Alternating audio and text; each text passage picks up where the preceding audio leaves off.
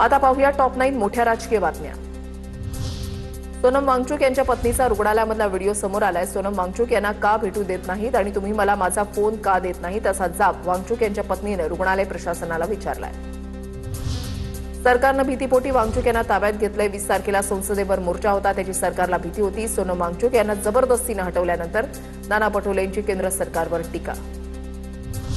कोर्टातून order घेऊन तब्येतीचं कारण देत हे आंदोलन मोडलं। धर्मेंद्र प्रधान यांचा राजीनामा हा मूळ मुद्दा बाजूला ठेवला जातोय। या देशामध्ये आता हुकुमशाही सुरू झाली आहे। सोनम वांगचुक यांचं आंदोलन मोडल्यावर सतेज पाटलांची केंद्र सरकारवर टीका।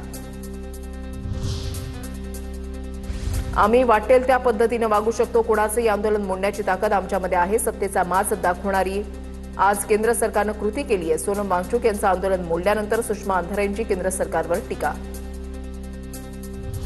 केंद्र सरकार आगीशी खेळत असून ही आग सरकारला जाळल्याशिवाय राहणार नाही। सोनम वांगचुक यांना जबरदस्तीने रुग्णालयामध्ये नेल्यानंतर शेतकरी नेते राजू शेट्टींची टीका। एनडीएमध्ये येण्याआधी विलीनीकरण करा, भाजपची राष्ट्रवादी समोर अट। विलीनीकरण झाल्यास दोन्ही गटाला केंद्रामध्ये एक मंत्रिपद मिळणार, सूत्रांची माहिती। भाजपच्या सूचनेनंतर सुनेत्र पवार अस्वस्थ असल्याची माहिती। राष्ट्रवादी विलीनीकरणासंदर्भात कोणत्याही चर्चा नाही, आमचे आमदार खासदार सर्व पवारांसोबतच।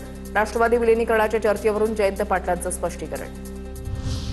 भाजपा हायकमांड आमच्या पक्षामधला कोणाशी बोललं हे आम्हाला माहिती नाही, आम्हाला भाजपकडून फोन आलेला नाही, खासदार सुप्रिया सुळेंनी केलं स्पष्ट।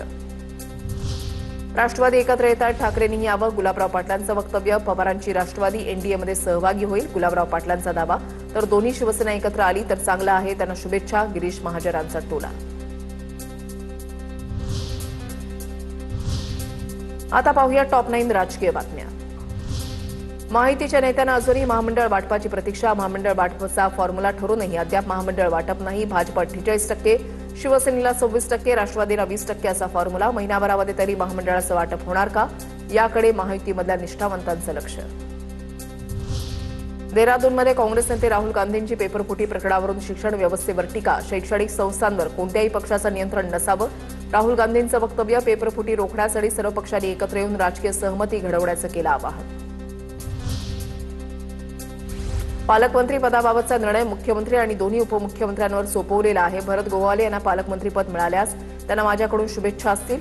आमच्यासाठी सर्वात महत्त्वाचा विषय म्हणजे जिल्ह्याचा विकास, त्यासाठी आम्ही एकत्रितपणे काम करू। पालकमंत्री पदाबाबतचा निर्णय लवकरच होईल, मंत्री अदिती तटकरेंची प्रतिक्रिया।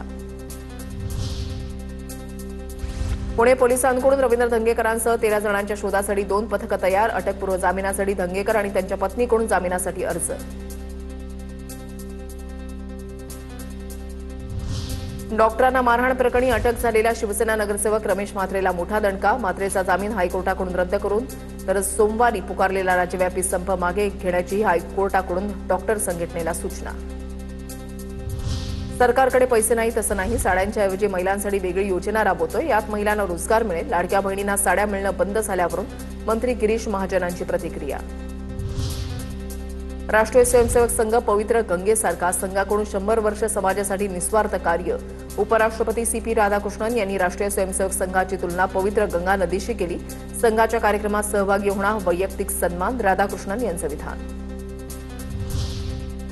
दिवंगत उपमुख्यमंत्री अजित पवार यांच्या पूर्णाकृती पुतळ्याचं 23 जुलै रोजी होणार लोकार्पण।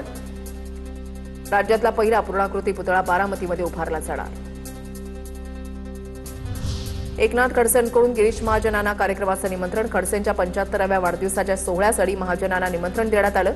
खडसेंच्या स्वीय सहाय्यकांनी महाजनांच्या घरी जाऊन निमंत्रण दिलं। दरम्यान कार्यक्रमाला येण्याबाबत महाजनांनी सकारात्मक प्रतिसाद दिला।